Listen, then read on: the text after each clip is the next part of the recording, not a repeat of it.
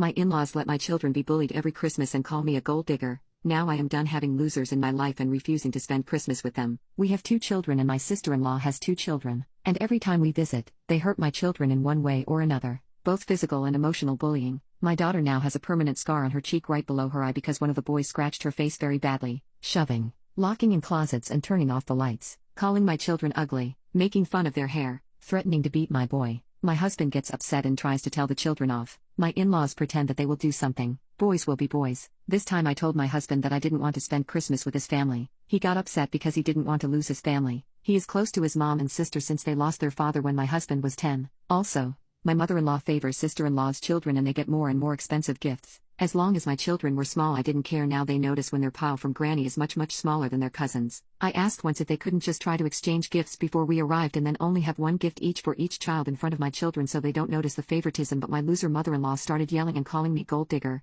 Nobody involved has gold to dig. We are all hardworking people. He says if we start not attending big holidays etc. this will put a wedge, but I don't care. I don't want my babies to associate the holidays with negative feelings and being hurt. I don't even want to compromise, negotiate, or meet them halfway. Update. My husband chose to spend Christmas with his family. He called and told them that he was coming alone this Christmas and I heard his mother yelling over the phone telling him that I was the devil, ruining the family traditions. Anyway, it seemed like she didn't tell him not to come. My husband said that our children are too small to understand so we can pretend Christmas is when he gets home on the 27th. He drove, yesterday, 8 hours, but when he arrived, nobody was there so he got worried and called them a number of times but nobody answered. He called me freaking out so I told him to text his mom that he was going to call the police to make a wellness check. Only then did the loser call him back telling him that they had booked an apartment on a skiing resort and had gone earlier that day and then they were spending the holiday skiing. I think she thought he wouldn't just drive home like he did. I don't know, maybe he would apologize or try to have them come back or go after them? They didn't tell him they had already made plans and left. What a bunch of loser psychos. I felt so sorry for him because he was so hurt. He got home early this morning and he tried to fight with me and put the blame on me because I refused to let my children celebrate with their family. I stopped him right there telling him that I wasn't the one ghosting him and that if he wanted any chance to have a happy family, this was his. People had shown him what they were and the lengths they could go to hurt and humiliate others when slighted.